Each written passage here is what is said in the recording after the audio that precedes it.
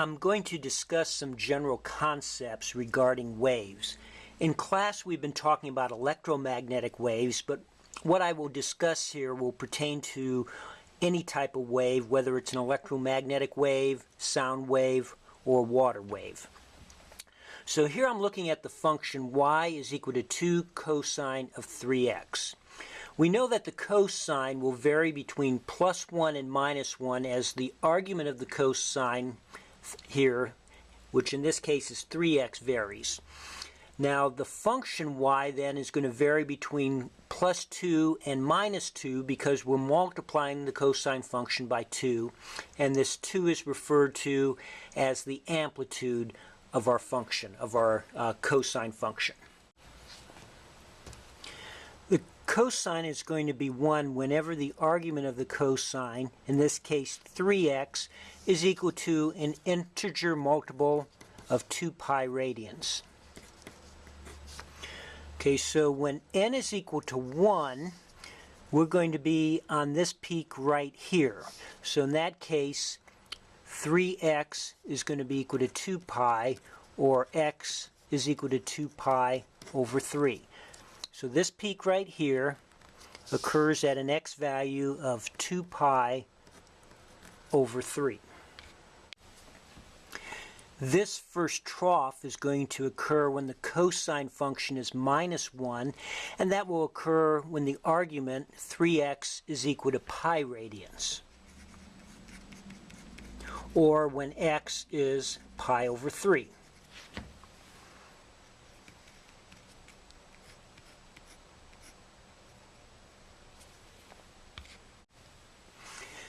The distance at which a wave repeats itself is called the wavelength.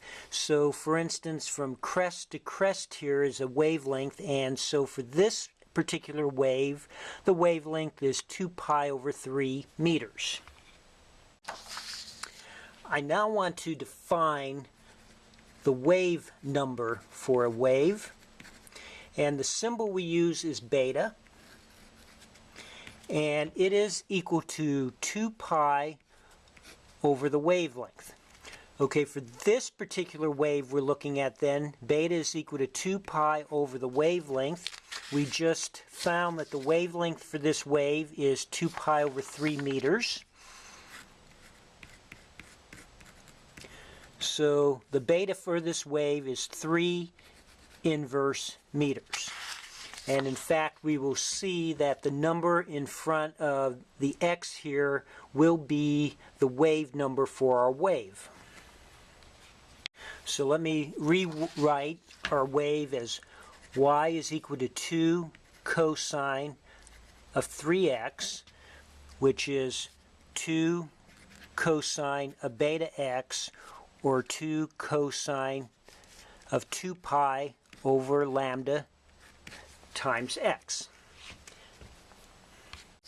So looking at the argument of our cosine function, we see that whenever x changes by the amount of one wavelength,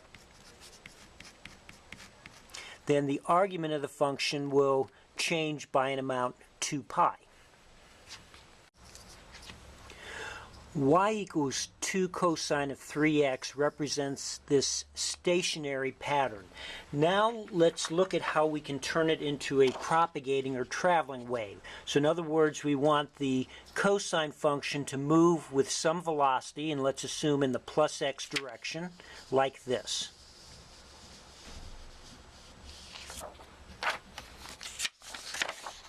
So we'll see that what we have to do is replace x with x minus the velocity times time. Okay, so let's say we want the velocity to be 2 meters per second in the x direction. So for x, we're going to substitute x minus 2t. So our original function was y is equal to 2 cosine of 3x. So for the x, we're going to put in x minus 2t. And so y is equal to 2 cosine of 3x minus 6t is going to represent a wave propagating in the plus x direction with a velocity of 2 meters per second. So let's look back at our wave, and let's concentrate on this peak right here. So if the wave is propagating, it means this crest is moving. Okay, and so that crest occurs when the argument of our cosine function is 2 pi radians. So as time increases, in order for the argument of the cosine function to remain 2 pi, x must increase.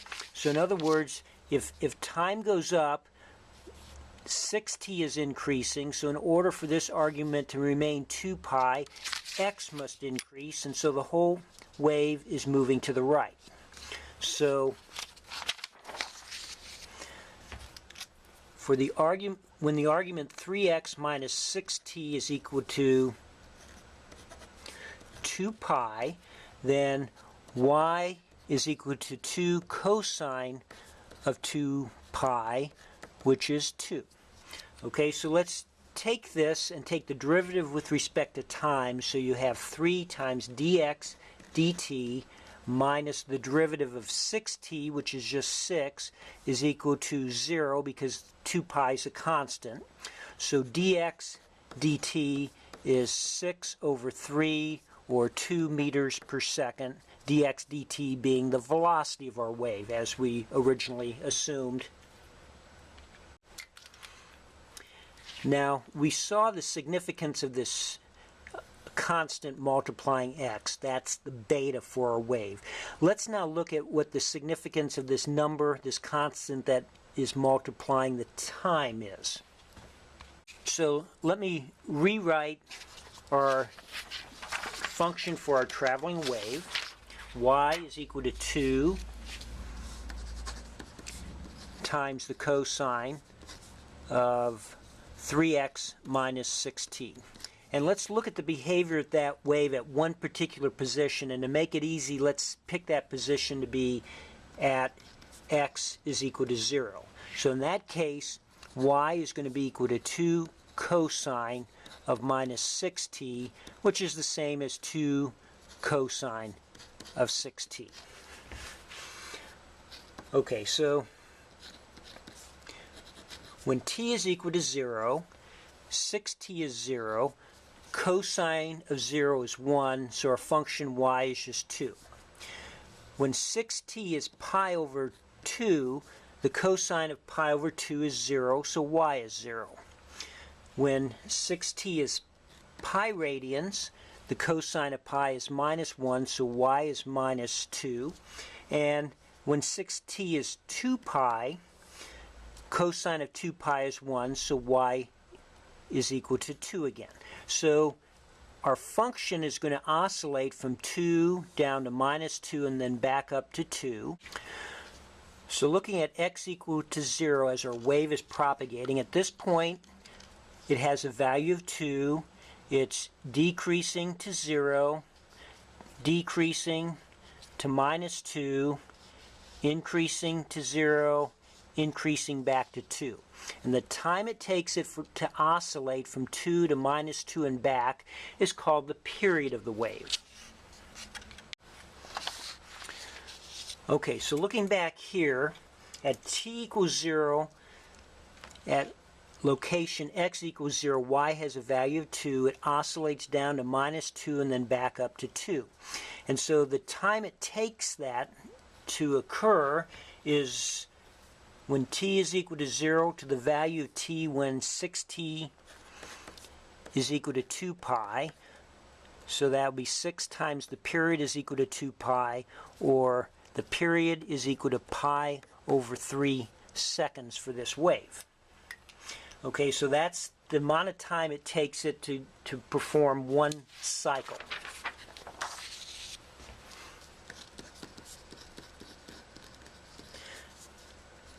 So pi over 3 seconds per cycle.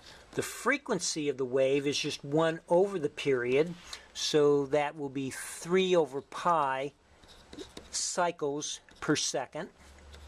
And cycles per second is often referred to as a hertz, but we'll more often think of it as 3 over pi seconds inverse is how we will write that. Now, it'll be much more convenient for us to work in radians per second instead of cycles per second.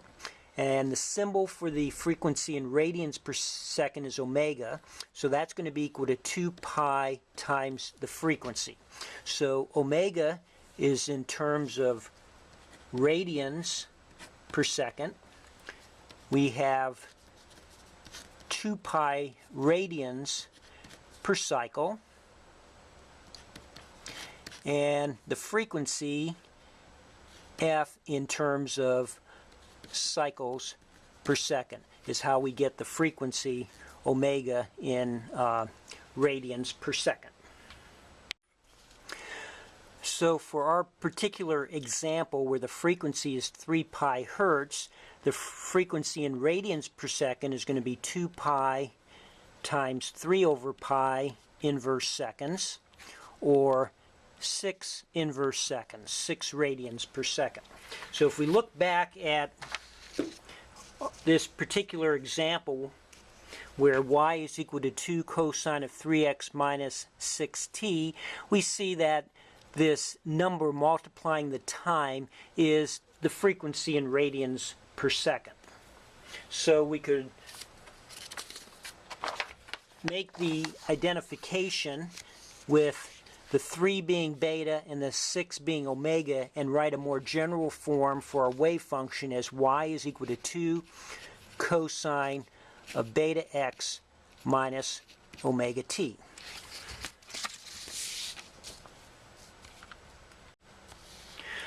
Okay, so for this arbitrary wave then with some beta wave number and omega frequency that's propagating like this, let's pick one of these crests here. Okay, let's say this crest occurs when the argument of our cosine function is equal to 2 pi radians, so that as time increases, x has to increase so that beta x minus omega t remain equal to 2 pi radians. Okay, so when that occurs, y remains 1 or 2 because the cosine function retains a value of 1, so you're riding on the crest of a wave. So again, let's take the derivative with respect to time of this equation here.